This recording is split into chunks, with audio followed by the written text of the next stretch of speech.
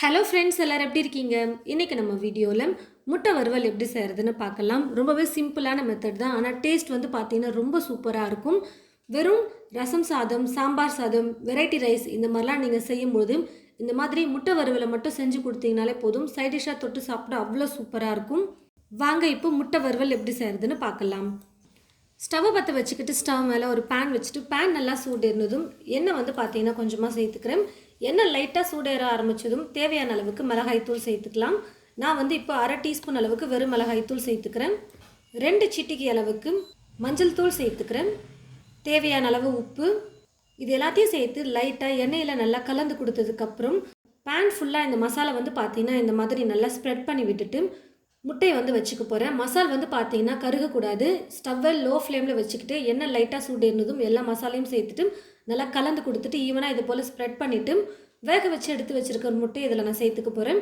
முட்டையை வேக வச்சுட்டு மேலே இருக்கிற ஓடு எடுத்துட்டு நல்லா 2 முட்டையை கட் பண்ணி எடுத்து வச்சுருக்கேன். அதை வந்து முதல்ல இந்த மாதிரி திருப்பி போட்டு குக் பண்ணிக்கணும். அந்த மசாலெல்லாம் முட்டையில் நல்லா பிடிக்கிற வரைக்கும் நம்ம குக் பண்ணால் போதும். ரொம்ப நேரம் குக் பண்ணோம்னாலும் மசால் வந்து தீஞ்சு போயிடும். 1 நிமிஷம் அப்படி இல்லைனா 2 நிமிஷத்துக்கு ஸ்டவ்வை மீடியம் ஃப்ளேமில் வச்சுட்டு குக் பண்ணதுக்கப்புறம் திரும்பவும் முட்டையை வந்து பார்த்தீங்கன்னா லைட்டாக திருப்பி கொடுத்துக்கலாம். இன்னொரு பக்கமும் நல்லா மசாலாம் பிடிச்சி வந்ததுன்னா சாப்பிட நல்லாயிருக்கும். பாருங்கள் ஃப்ரெண்ட்ஸ், எல்லா பக்கமும் முட்டையை நல்லா திருப்பி கொடுத்தாச்சு. இப்போ இந்த பக்கமும் 1 நிமிஷத்துக்கு நம்ம குக் பண்ணால் போதும். பாருங்கள் ஃப்ரெண்ட்ஸ், முட்டையை நல்லா 1 நிமிஷத்துக்கு குக் பண்ணி எடுத்துக்கிட்டேன்.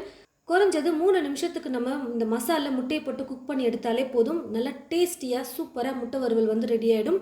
இப்போ ஸ்டவ் ஆஃப் பண்ணிவிட்டு இந்த முட்டையை மட்டும் ஒரு பிளேட்டில் எடுத்து வச்சுக்கிறேன். ரொம்பவே சிம்பிளான மெத்தட். முட்டையை வேக வச்சு எடுத்துட்டாலே போதும். ஒரு 2-3 நிமிஷத்தில் முட்டை வறுவல் வந்து ரெடி ஆகிடும். சாப்பிட அவ்வளோ டேஸ்டியாக இருக்கும். வெறுமனே இந்த முட்டையை வந்து நீங்கள் வறுத்து வச்சிங்கனாலே போதும், உடனே சாப்பிட்டு காலி பண்ணிவிடுவாங்க. அந்த அளவுக்கு டேஸ்டியாக இருக்கும். வெறும் ரசம் சாதம் மட்டும் செஞ்சுருக்கீங்க, இல்லை சாம்பார் மட்டும் செஞ்சுருக்கீங்க அப்படின்னாலும் இந்த மாதிரி முட்டை வறுவல் செஞ்சு கொடுத்துட்டிங்கன்னா போதும். சைடிஷாக தொட்டுக்க அவ்வளோ சூப்பராக இருக்கும். கண்டிப்பாக நீங்கள் உங்களுடைய வீட்டில் இது போல் முட்டை வறுவல் ட்ரை பண்ணி பாருங்கள். ட்ரை பண்ணி பார்த்துட்டு எப்படி இருக்குன்னு சொல்லிட்டு மறக்காமல் கமெண்ட் பாக்ஸில் வந்து கமெண்ட் பண்ணுங்கள். இந்த வீடியோவை மற்றவங்களுக்கும் ஷேர் பண்ணுங்கள். இது போல் நிறைய ரெசிபீஸ் பார்க்க இந்த சேனலை மறக்காமல் சப்ஸ்கிரைப் பண்ணிக்கோங்க. தேங்க்யூ.